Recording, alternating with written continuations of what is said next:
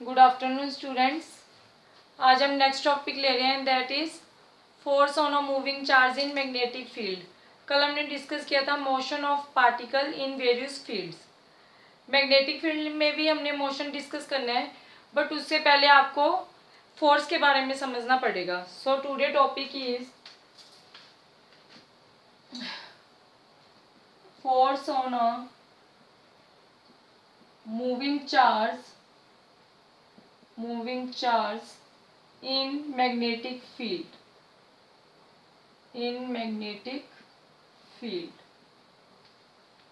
अब देखिए, पहले भी मैं डिस्कस कर चुकी हूँ कि अगर आपके पास कोई करंट कैरिंग वायर है और उसके पास अगर आप कोई चार्ज लेके आ रहे हो, यहाँ पे लेट मैग्नेटिक फील्ड एग्जिस्ट कर रहा है, ठीक है, बट ये चार्ज अगर आपका रेस्ट में है देन इसके ऊपर कोई इफेक्ट नहीं आता, no force act on it. Second case क्या है, अगर आपके पास यहाँ पे कोई करंट कैरिंग वायर है एंड यहाँ पे आपके पास मैग्नेटिक फील्ड एग्जिस्ट कर रहा है और अगर आपके पास यहाँ पे कोई चार्ज है, मान लो वो v वेलोसिटी से मूव कर रहा है, तब क्या होगा, देन इट शोज डिफ्लेक्शन। उसको सीधा जाना था बट वो क्या हो गया, डिफ्लेक्ट हो गया due to this current carrying wire and due to this magnetic field. इसका मीनिंग क्या है कि इसके ऊपर क्या लग रहा है, एक फोर्स लग रही है और उस फोर्स को हम क्या बोलते हैं, दैट इज मैग्नेटिक फोर्स। अब आप सोच सकते हो कि ये इलेक्ट्रोस्टैटिक फोर्स भी तो हो सकती है, बट नो, जो इलेक्ट्रोस्टैटिक फोर्स है वो हमारे पास चाहे चार्ज आपका रेस्ट में है चाहे आपका चार्ज मोशन में है, दोनों पे अप्लाई होती है। सिंस इस चार्ज के ऊपर कोई फोर्स नहीं लग रही, इसका मीनिंग क्या है कि जहाँ पे जो फोर्स है, इलेक्ट्रोस्टैटिक फोर्स तो इस पे भी एग्जिस्ट करेगी, तो इसका मीनिंग क्या है कि जो फोर्स है this is not the electrostatic, उसके बिना ये कोई और फोर्स है, that is this is your magnetic force. अब देखिए, जो मैग्नेटिक फोर्स होती है वो किसके इक्वल होती है हमारे पास, मैग्नेटिक फोर्स का जो फार्मूला आता है वो आता है आपके पास Fm is equal to q v cross v, means charge into velocity cross product of velocity and its magnetic field. अगर हम इसके मैग्नीट्यूड की बात करें तो हमारे पास ये किसकी इक्वल होती है, v B sine of theta. दोनों के बीच एंगल कितना है। अब देखिए, आपके पास फोर्स किन किन केसेस में जीरो हो सकती है। फर्स्ट केस तो अगर आपके पास चार्ज जीरो है देन फोर्स बिकम्स जीरो। यहाँ पे ये स्पीड बन जाएगा जब इसका मैग्नीट्यूड लेंगे हम। मीन्स अगर हमारे पास चार्ज क्या है, न्यूट्रल। न्यूट्रल मीन्स अगर आप न्यूट्रॉन की बात करें, neutron having no charge, then force becomes zero. Second case क्या है, अगर हमारे पास स्पीड ही जीरो हो जाए, मीन्स हमारा जो चार्ज है वो क्या आ जाए, रेस्ट में आ जाए। If charge is at rest, जो ये वाला केस है, then no force. Third case क्या है, अगर हमारे पास मैग्नेटिक फील्ड ही जीरो हो जाए, then again force becomes zero. इन तीनों केसेस के बिना फोर्थ केस क्या है हमारे पास, कि अगर हमारे पास इन दोनों के बीच जो एंगल है, मान लो आपके पास यहाँ पे क्या था कि कोई चार्ज है, उसको आपने v वेलोसिटी से थ्रो किया, इस साइड आपके पास मैग्नेटिक फील्ड है, अगर इन दोनों के बीच के एंगल थीटा है, जब इनकी टेल से टेल मिली, ठीक है, तो आपके पास अगर ये थीटा है, जो साइन थीटा, थीटा अगर जीरो हो और थीटा आपके पास अगर 180 डिग्री हो, तब भी फोर्स क्या हो जाएगी, हमारे पास जीरो हो जाएगी, क्योंकि q we B sine zero means zero, again sine 180 means whole term becomes zero. Means इसका मीनिंग क्या हुआ, थीटा जीरो का मीनिंग क्या हुआ, ये क्या, इन दोनों की क्रॉस प्रोडक्ट, मीन्स जो इन दोनों के बीच का एंगल है वो जीरो कब होगा, अगर हमारे पास स्पीड और मैग्नेटिक फील्ड ये दोनों सेम डायरेक्शन में हो, मीन्स बी है जो, it becomes parallel to the magnetic field.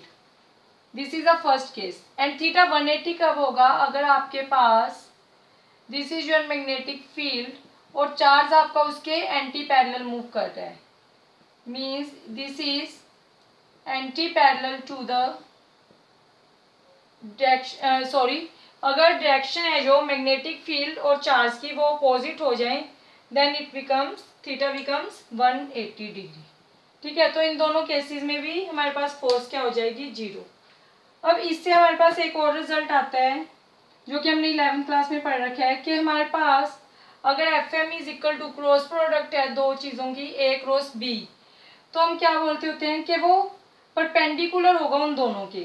Means जो यहाँ पे मैग्नेटिक फोर्स है this is perpendicular to the velocity as well as perpendicular to the magnetic field. इसको इन दोनों के क्या होना चाहिए, परपेंडिकुलर होना चाहिए। नेक्स्ट आता है, क्योंकि ये हमारे पास क्या है, एक वेक्टर क्वांटिटी है, तो इसके पास डायरेक्शन एंड मैग्नीट्यूड दोनों होंगे। मैग्नीट्यूड तक मैंने आपको बताया और उसकी जीरो वैल्यू तो हमने चेक कर ली।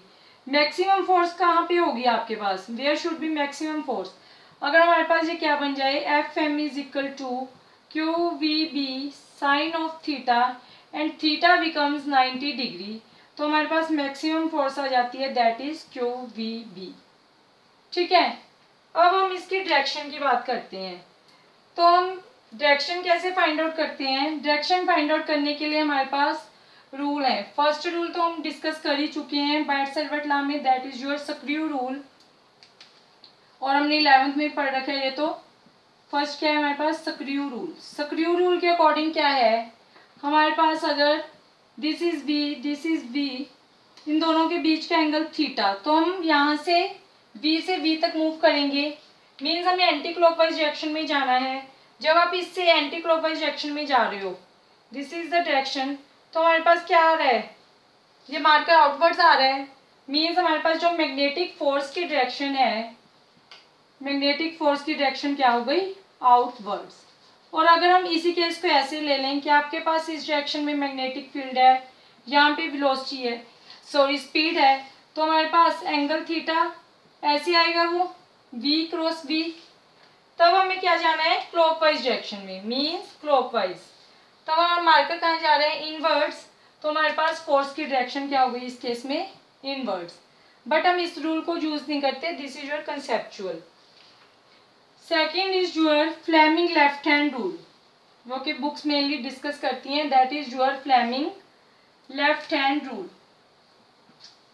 फ्लेमिंग लेफ्ट हैंड रूल, इस रूल के अकॉर्डिंग क्या होता है आपके पास, इसमें हमारी 3 फिंगर्स काम करेंगी, thumb, 4 finger and 1 is your middle finger. ठीक है, थंब आपको एफ बी आई, ये फोर्स की डायरेक्शन बताएगा, ये मैग्नेटिक फील्ड की, और मिडल फिंगर करंट की डायरेक्शन, मीन्स जिस डायरेक्शन में आपका पॉजिटिव चार्ज मूव कर रहा है। सबसे पहले आपको क्या करना है, मैग्नेटिक फील्ड की डायरेक्शन में 4 फिंगर को लगाना है, फिर मिडल फिंगर लेके जानी है, देन थंब अपना काम करेगा, it tells us the direction of force.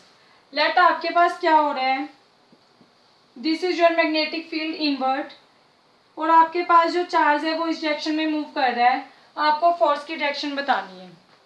अब देखिए लेफ्ट हैंड रूल यूज करना है, फोर्स कहाँ जा, सॉरी आपके पास मैग्नेटिक फील्ड क्या है, इनवर्ट्स, तो आपको 4 फिंगर को अंदर लेके जाना है, और तीनों की तीनों फिंगर्स हमें क्या होनी चाहिए, mutually perpendicular to each other. 4 finger अंदर की तरफ, then middle finger positive charge हमारा डाउनवर्ड मूव हो रहा है, तो आपके पास थंब कहाँ पे पॉइंट हो रहा है, देखिए 4 फिंगर अंदर, मिडल फिंगर डाउनवर्ड, देन हमारे पास करंट की फोर्स की डायरेक्शन क्या आ रही है, इस तरफ, this is your direction of force in this case. Second case ले लो, अगर आपके पास करंट बाहर आ रहा है, अगेन मान लो चार्ज आपका इस तरफ है, करंट बाहर, सॉरी मैग्नेटिक फील्ड आपका आउटवर्ड्स है, this is your magnetic field outwards, और करंट आपका डाउनवर्ड, तो आपके पास फोर्स की डायरेक्शन क्या आ रही है, उस डायरेक्शन में, this is your direction of force. ठीक है, इस तरह से आप केस डिस्कस कर सकते हो। Last is your right hand palm rule, right hand palm rule. अब उसके अकॉर्डिंग देखिए क्या होगा, third is your right hand palm rule, this is very simple rule, palm rule. इसके अकॉर्डिंग क्या है, एक तो आपके पास थंब है, बाकी आपकी 4 की 4 फिंगर्स एक डायरेक्शन में रहेंगी, दिस इज योर पाम। इसमें ये आपको करंट की डायरेक्शन बताएगा, मींस पॉजिटिव चार्ज का मोशन बताएगा, 4 फिंगर मैग्नेटिक फील्ड, और पाम हमें क्या बताएगा, फोर्स। देखिए अब इसी में अप्लाई करिए, जैसे इसमें क्या है आपके पास, मैग्नेटिक फील्ड पहले देखोगे, मैग्नेटिक फील्ड अंदर की तरफ है, मैग्नेटिक फील्ड इनवर्ड्स। चार्ज हमारा कहाँ मूव कर रहा है, डाउनवर्ड। तो ऐसे कर लोगे, चार्ज हमारा डाउनवर्ड। तो आपको क्या करना है, पाम को पुशअप करना है, पुशअप। तो फोर्स की डायरेक्शन बता रहा। अगेन यहाँ पे क्या हो रहा है आपके पास, राइट हैंड अप्लाई करोगे, मैग्नेटिक फील्ड कहाँ आ रहा है, बाहर की तरफ, मैग्नेटिक फील्ड बाहर। देन करंट आपका डाउनवर्ड आ रहा है। अब इसको ऐसे तो नहीं करोगे, ऐसे। अगेन इसको पुशअप करोगे, then it tells us the direction of force. This is a topic that how force on a moving charge in magnetic field. Thank you.